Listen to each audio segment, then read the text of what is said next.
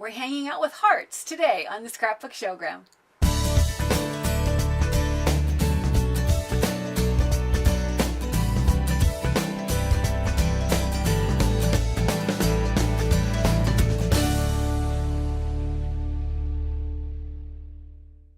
Hi, I'm Sandi Genovese and welcome to the Scrapbook Showgram.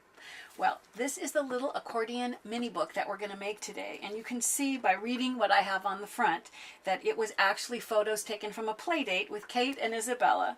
So it's just a handful of photos for these two little girls, and I know that my niece's little girls love pictures of them and their friends together. So this tiny little book is perfect for their tiny little hands, and the little dangling hearts that we're hanging out with today are a really fun element, and for some reason the fact that they move in the breeze, it just makes it even that much better. To begin with, we're going to start with the accordion shape as well, and you'll notice this is an oversized, it's a larger album. I've mentioned it before, but let me reiterate. These large sheets of paper are available in Michael's. Although it's not in the scrapbook section, you need to go to the art section, and Canson makes these beautiful oversized sheets of paper in lots and lots of colors, and it comes 19.5 by 25.5. Well, for this project I went with the 25.5 length, and I cut it at a 6-inch width. So this is 25.5 by 6. That's the dimensions of mine, and of course I just wanted to be able to accommodate photos that were 4 by 6. So that's how I decided how to start with the overall size. Also, I knew that I was going to break up each page. If I lay this down, I went with my bone folder and I scored at every 4 1/4 inches. So 4 1/4, I have a mark. 8 1/2, I have a mark. 12 3/4, I have a mark. So I just lay it down right on my cutting board, which is part of my oversized paper cutter, and it's got the dimensions there, and I lay it down flat, and I just lay my ruler down and get all my score marks. Once you've got them all scored, you just fold it up, and that gives you the accordion shape album, and you have 6 of the pages inside. Once you have this part done, it's time to look at the little element that we're going to hang the hearts from. Now, if you noticed, a while back I did a project that had a pop-up, and it had these like pop-up tabs. However, they were used vertically instead of horizontally. What I did is I took a little piece, I cut out of a different color paper, a little pattern, and it's 1 inch by 2 inches.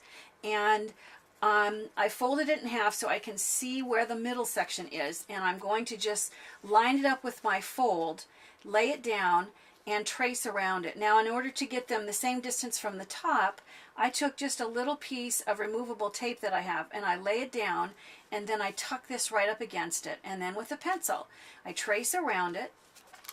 And that is something that I did on every valley fold. I did it here, I skipped the mountain fold, I did it on the next valley fold, I skipped the mountain fold, and I did it here. So that's going to give me 3 of them.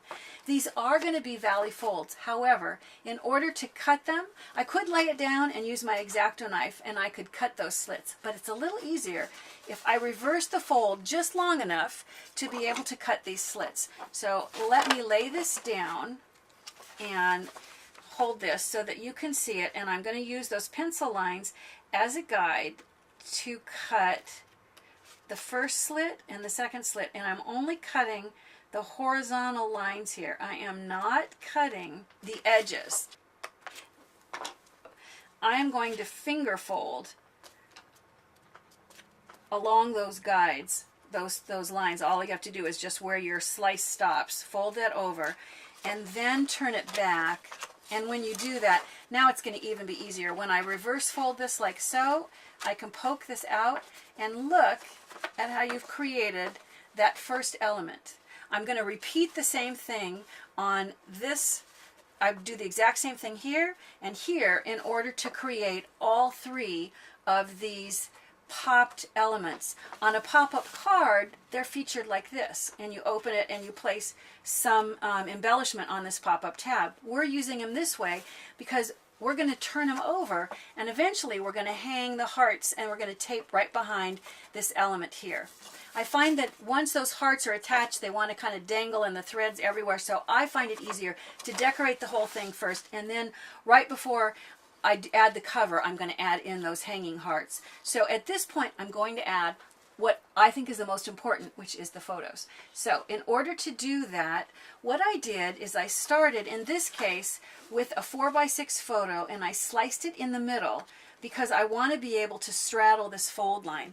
If I fold the photo, it's going to wear out. Every time you open and close the album, that photo paper is not really meant to be folded. So I'm going to line up the portion of the photo that has Kate, and I'm going to just tuck it against the bottom of the card and right along the fold line. Just inside of the fold line, I'm going to place adhesive on Isabella. You would put more adhesive than that. That should be enough to hold it together. I'm not going to quite tuck it against the other half of the photo because I have to leave room for it to fold. So I'm going to leave a little gap there so that when I open and close the card, I'm not creasing any of that photo. It maybe could go a tiny bit closer together, but you get the idea. So once you've done that, then you're going to take, and I've trimmed some additional photos, I would then place this photo once again right along the bottom, flush with the bottom. This one of Isabella, it goes in the next panel right along the bottom. And then for the final one, once again, I took this 4x6 photo and I cut it in half so that I could position it in the final 2 pages. So if you've attached all of the photos, if I go back and look at the original, you can see how the photos are going to be positioned right tucked against the bottom. The next thing that I did was I created this band that goes all the way across. So using the same, I used the same oversized paper. You can also, I have 2 different things to show you. I'll do the way that I did it, and then I'll show you how you could piece it together as well. So first of all, I've cut this so that it is the right distance between where the photo sits and the little pop-up that I've made that's going to house those hearts. So I think mine ends up being roughly 3/4 of an inch. I'm going to put adhesive down the entire strip of this paper. And then I'm going to start by aligning it with the end. I want to just kiss the edge of the photo, but I want to make sure that I clear this pop-up element. And then I'm going to go ahead. Remember, I would have the photos already attached to these other pages as well. In my case, I stopped so that I can show you the other steps. There's a little bit left over that I'm going to trim off, but I'm going to wait because sometimes when I go back and I fold, sometimes it pulls some of that in. So now I'm going to create the fold lines for each of these pages. And I actually find that it works best if I wait, I don't know, maybe 15 minutes and let that adhesive really set up before I do those folds. We don't have that kind of time here, but when I'm doing it, I do that.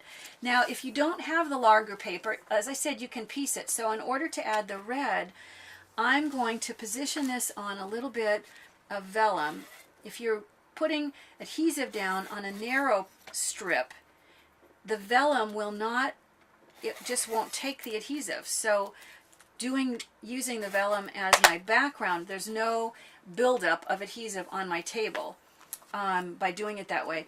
And I'm going to position this so that I generally don't set things right in the middle. I either have a bigger section at the bottom or the top, just because that's my preference. The whole beauty of making it yourself is you get to decide. So once that one stops, then I would place adhesive on the next one, and I would position it right up against there, like so, which is exactly what I did on the one, and I would continue, and then I would have another little piece on the end, which is, so once this has dried a little bit, then you're going to fold these as well, so that you end up having that element, which, if you look at the finished one, you can see I've got that red stripe that goes all the way across the entire album, as does the pink that's right behind it. To look at the next elements, these stripes, I just took a pink vellum and I hand cut with scissors and added the stripes that are all along the top edge.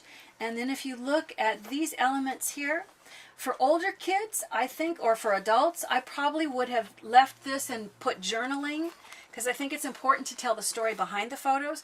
But since these little kids are really not reading yet, it was more fun to go ahead and add stickers. So if you look down here, you can see that I've got stickers in different sizes. Here is a large one, and I've gone back with my scissors to cut out a little baby size that I didn't see and I wanted. So different sizes, and some of them even multicolors, stickers are used to create this element that you see in between the strips, in between the photo strips. Now, let's look at the hanging hearts. It's fun to do, and you'll be surprised, it's pretty easy. I'm going to take first, I'll use tweezers, so hopefully my hands won't be in the way. And I'm going to take, I need mirror image stickers.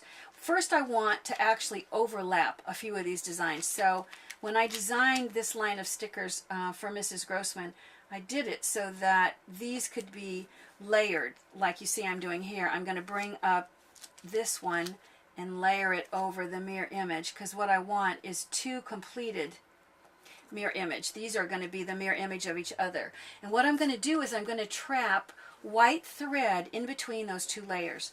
So if I set this down, and once again, I'll try to use the tweezers so that my hands are not blocking your view. So here is the sticky side of the sticker. I'll place the thread right on the sticky part, and it needs to come up what would be the top.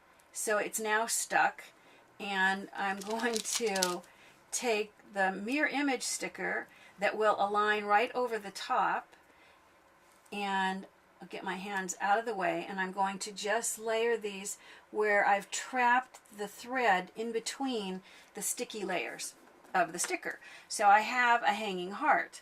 It's easiest to leave the thread long to begin with. What I'm going to do is I'm going to place it so that it just sits inside this pop-up element, but I'm going to turn it over. I have a little piece of, this is just a regular Scotch tape, and it's simplest to do this while it's flipped. So I'm going to turn this over, and I have no idea at this point how long or how short this is. I'm going to lightly hold that thread in place with this tape, but I'm not going to press really hard just yet, because I'm not sure if I might want to raise it or lower it. So once I turn it back around, I can see, do I want to pull it down like so? If so, because that thread, that tape isn't really pushed on hard yet, I can make it go lower. I like to leave the thread not too long because I don't want it to get tangled up with anything. So I'm going to pull it back up a little, but I do want some play there. Once I have it in the position I want, then I reach back here and I push hard on the tape, and then with the scissors I trim off the excess, which is plenty long enough for me to go back and use this now to create the next hanging heart. So once you've done the one, you're going to repeat the exact same process in the other two sections. If I move this out of the way, you can see once you've done it in all three sections, you have this really fun element. It even makes a little bit of noise as it opens and closes. It just kind of hits so many of the fun senses.